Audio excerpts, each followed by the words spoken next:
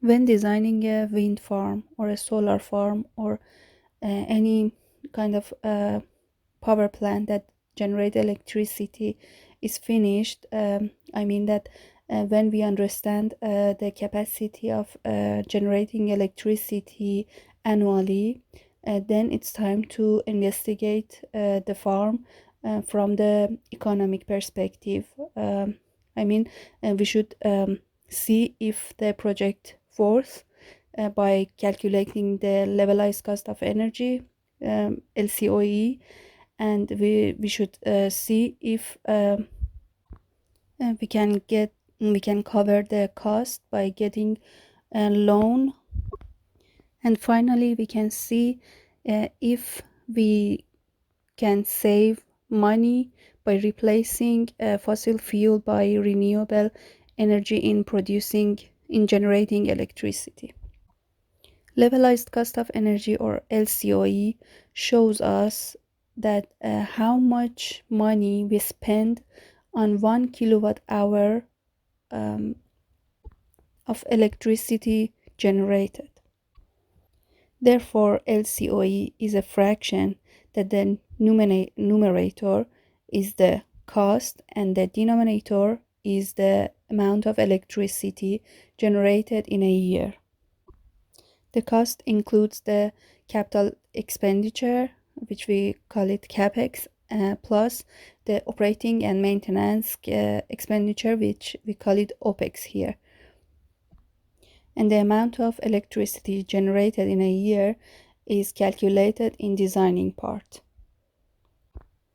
In this slide, you can see an example of capital expenditure for a solar farm, which includes the solar modules, the inverter, the electrical wiring, and the equipment that is needed for install process. It's just an example, and the OPEX is assumed to be £9 per kilowatt. And in this farm, 3.3 kilowatt electricity we get from the solar module, so the operating and maintenance cost would be £29.7 per year. Since we want to calculate the cost during the lifespan of the farm, so we should consider that the value of the money will change during the time. So we should calculate the net present value. To calculate the NPV of OPEX, we should know the OPEX, the operating and maintenance cost, and we should know the discount rate, and we can calculate the NPV of the OPEX as you see in this slide, the formula, and it is just for a fixed OPEX. And if the OPEX change, for example, each year has inflation, we should consider the inflation too. This slide shows the amount of generated electricity, which is calculated in designing part of the designing part, and just briefly is shown here. And for the net energy yield, we should consider the uncertainty. For example, for a solar farm, it includes the soiling, degradation, and module mismatch. It should be considered in the amount of generated electricity. Just like the cost that was said, it may change during the years, the amount of electricity generated can be changed too. So we should calculate a concept like a net present value for the amount of electricity generated too, which you can see in this slide. Now we have the cost over lifetime, and we have the amount of electricity generated over lifetime, and we can get the LCOE by dividing these two amounts, which is shown in this slide. And you see it is 22 pence per kilowatt hour, which shows that it's worth investigating in solar farm. Now let's see how is the loan calculation. The capex was calculated £9,349, and the loan is needed to cover the capex only. We consider down payment 4%, which is £394, and the rest, which is now £9,000, can be covered by the loan. At the very first step, we calculate the present worth factor, which shows the number of the years that last to settle the principal of the loan and not the interest of the loan, which is £9,000 in this case. To calculate the present worth factor, we should know the discount rate, which we assumed 8%, and the number of years to settle the loan, which we assumed 10 years here. And lastly, we assume that the payment is equal periodic payment. So the I in the formula of PWF is equal to 0. And you see with these parameters, the present worth factor is calculated as 7, which means 7 years it lasts to settle the principal of the loan. At the end of 7 years, we have paid £9,000 back to the bank. In the loan calculation part, we have the mortgage, interest of loan, and the loan balance. We assume the equal periodic payment. So the mortgage equals to loan divided to present worth factor, which was 7.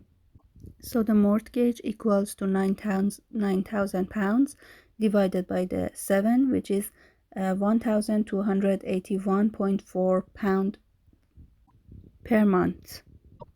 Interest of loan equals to loan balance multiplied to the interest rate of the loan, which is 7% here. And the loan balance in the first year is the whole amount of loan, which was 9,000. So 7% of 9,000 equal to 630, which is the interest of loan for the first year. And the loan balance, which means the amount of loan which have to be paid yet, equals to loan balance of the previous year minus mortgage minus interest of loan, which in this case for the second year it equals to 9,000 minus 1,281 of the mortgage minus 630 of the interest of the loan, which equals to 8,348 for the second year. It's the loan balance in the second year. And as you see, after 10 years, the loan is completely paid, and also the interest of the loan. And also, if we calculate, the sum of mortgage after 7 years, we can see that it equals to nearly equals to £9,000, which shows that the present worth factor was equal to 7. So the principal of the loan is paid during 7 years. Insurance and tax are the other costs that should be considered, and they have inflation rate, and the NPV, net present value of this cost, should be calculated over the time. The inflation rate for the insurance is assumed 6% in this case, and the tax inflation rate is considered 40%. So the insurance cost, which is 110 in the first year, in the next year, considering the 6% of inflation, equals to 116, and same for the tax.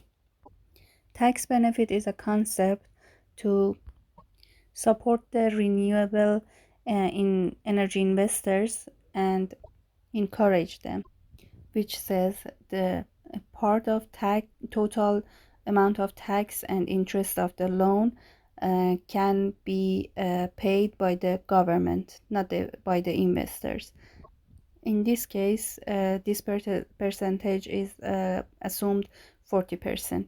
So if we sum the tax column and the interest of the loan and multiply by 40%, we can have the tax benefit as you see in green color. Then by adding the cost of fossil fuel, which used before replacing by the renewable energy to the tax benefit, we can get the amount of saving money, which needs to be calculated um, as net present value to see the time effect on the money.